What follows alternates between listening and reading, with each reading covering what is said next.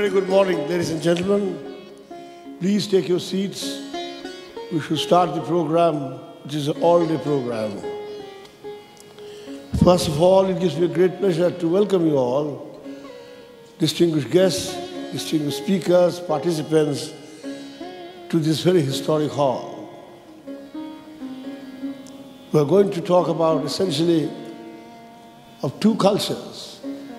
One propounded by the great poet of our land, Rabindranath Tagore, and other, of course, another great colossus, Acharya Jagadish Chandra Bose, by whose name this institute goes. So let me welcome you all, and I request the flowers and chandan tikka to be given to you right away.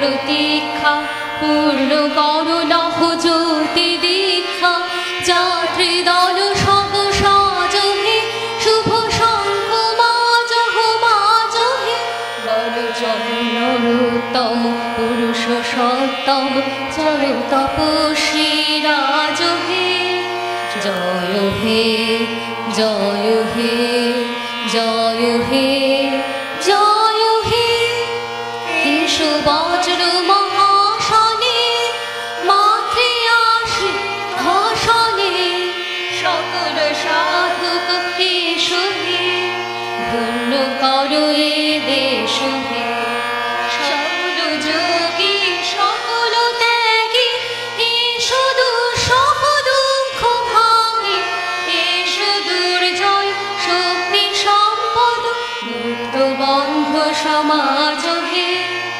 এসো জ্ঞানী এসো কর্মী নাশ ভারত লাজ হে এসো মঙ্গল এসো গৌরব এসো অক্ষয় পুণ্য সৌরভ এসো তেজ সূর্য উজ্জ্বল কীর্তি অম্বর মাঝ হে বীর ধর্মে পুণ্য কর্মে বিশ্ব হৃদয়ে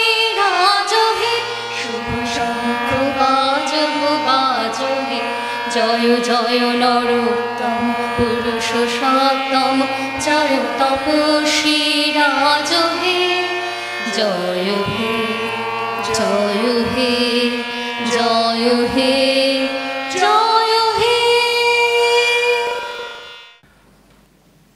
Distinguished guests, speakers and participants in this program, ladies and gentlemen, on behalf of Bose Institute, I consider it my privilege to be able to welcome you to this program here today. The Tagore Center for Natural Sciences and Philosophy, and the theme of today's discussions, deliberations, or whatever you want to call it, is to explore the deep connection between science, arts, and philosophy, embodied through two iconic figures, Rabindranath and Jagadish Chandra. The story of their very close friendship is known to all.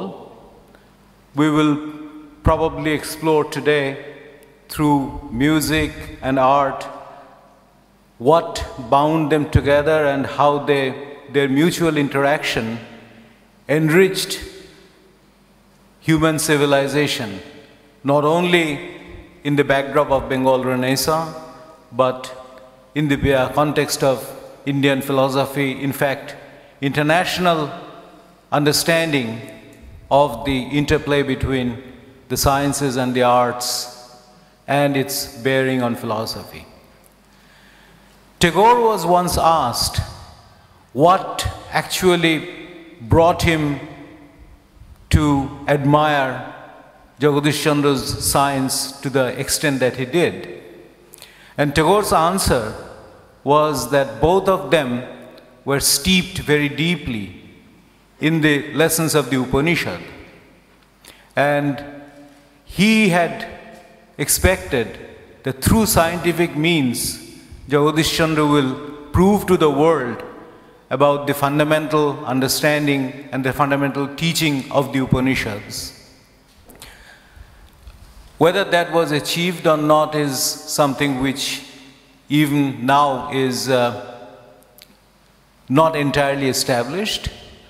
But what we do know is that Jagadish Chandra's scientific work, especially in the realm of electrophysiology and the interplay and the probably vanishing boundary between life and non-life, which was ridiculed by the establishment at the beginning of the 20th century, is finding very great acceptance about 100 years later. In this context, I might mention one episode in which Professor Sinha and I were witnesses. When we celebrated the sesquicentennial, the 150th anniversary of Sir J.C. Bose in 2008, we had the occasion to donate a bust of Sir Jagadish Chandra Bose to his alma mater in Cambridge University, the Christ College. And that bust is placed in the company of Milton and Charles Darwin, which is a rare honor indeed. And on that occasion, in December 2008, Cambridge organized a one-day international symposium entitled A Journey from Physics to Plant Biology. And very distinguished luminaries, experts in both physical and biological sciences, opined that J.C. Bose was certainly 100 years ahead of his time. And the interaction between J.C. Bose and Rabindranath did play a major role in developing this entire philosophy. Rabindranath wrote poems dedicated to various people, as we all know, but I think the largest number of poems to any one person that he wrote was to J.C. Bose. I think he wrote 7 poems at various stages, eulogizing and appreciating Jagadish Chandra's work and his dedication to science. So the Tagore Center for Natural Sciences and Philosophy which was founded formally last year in this very hall where another inaugural program was held. So at that event, it was declared that the goal of this center would be to explore the close interaction between, and in fact, the inevitable, indelible interaction interplay between sciences, arts, and philosophy.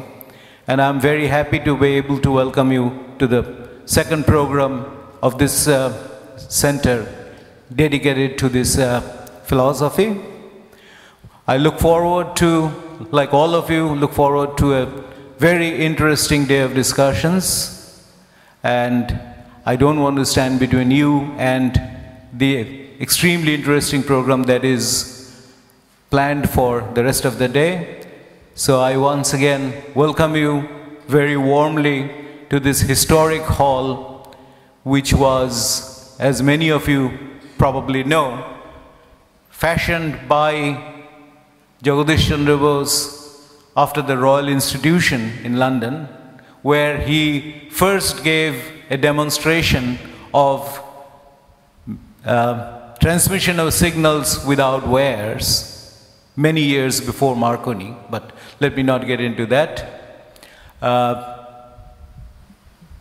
but the impression that the ambience of the Royal Institution lecture hall left on him found embodiment in this hall. And this hall has been a witness to many memorable speeches, events, and to that distinguished list, we are happy to be able to add one more memorable event, which I believe will lead to a new rejuvenation of the deep philosophical questions that we need to ask about science, arts, and all aspects of human intellectual endeavor.